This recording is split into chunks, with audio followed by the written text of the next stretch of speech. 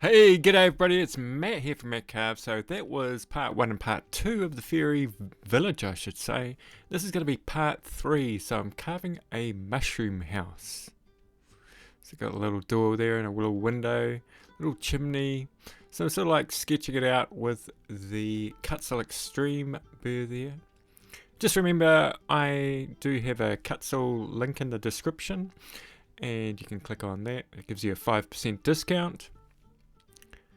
Okay, so here I decided to cut out sort of the outer part of the mushroom on my little scroll saw, and it was actually a bit of a tough ask because it's quite thick in the middle and it's got a round bottom. You can see me there, so like trying to stabilize the wood with my thumbs, because sort of like wanting to push it down wasn't really working out that good. It was too thick, that wood, to cut on the scroll saw, but I kind of persisted for a little while. Tried to put a little bit of block of wood under there. And then I thought I'd come up with this idea where I sort of go halfway down with this burr and then use the scroll saw to cut out the little bit that was left. It seemed to work out pretty well actually.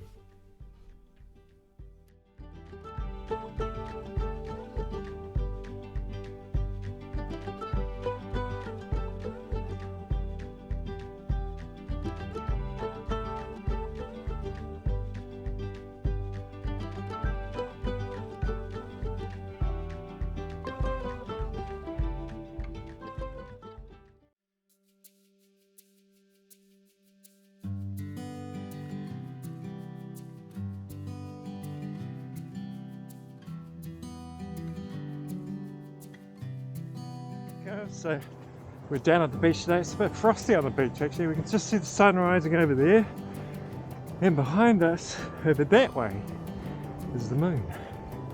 There's a little mini. This is our daily walk down to the beach. Hopefully we can see the sun rise.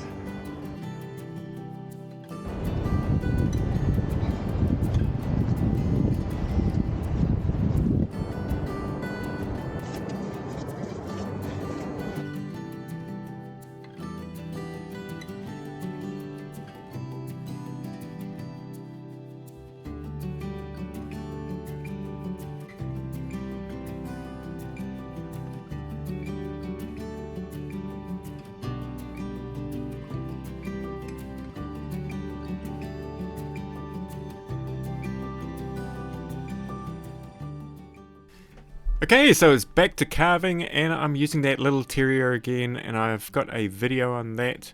It is I've said this before, but it is a vicious little thing. That's why it's called a little terrier, I guess.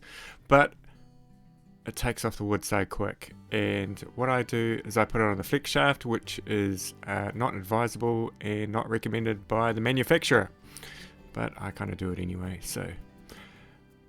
I think they say that because it will probably break the flex shaft if you press too hard. But I press lightly and I just take little bits off. You know, this is really hard wood, so these kind of burrs like this is really good. I even find that like the extreme flame burr, it's pretty hard to take this amount of wood off with that. So I use that, and then I sort of shape with these burrs here.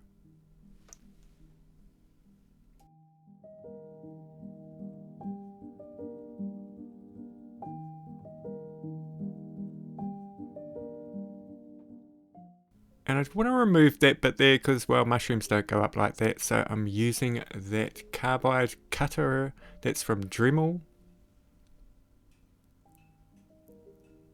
What I love about this kind of carving is it's all problem solving, you know. You sort of like come up with these problems, and you got to decide on burr what you're going to use. And I don't think there's one burr that does it all, and you just got to experiment as you go along. Hey, so this is how I do close-up, so check this out. So that was a close-up shot, and you can see the camera right there, and that's how close it is. It's actually quite hard shooting videos because sometimes it just gets in the way, you know. It's just one more thing to think about, and I've got lights around, So I've decided to put those like fin things in underneath the mushroom. So I just came up with this method where I use this diamond burr and go back and forth. I found that was the best method, and it seemed to work out pretty well.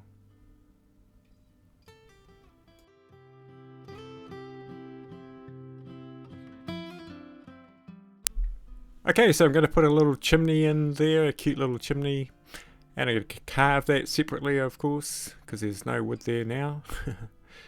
So I'm just putting in the windows and the doors.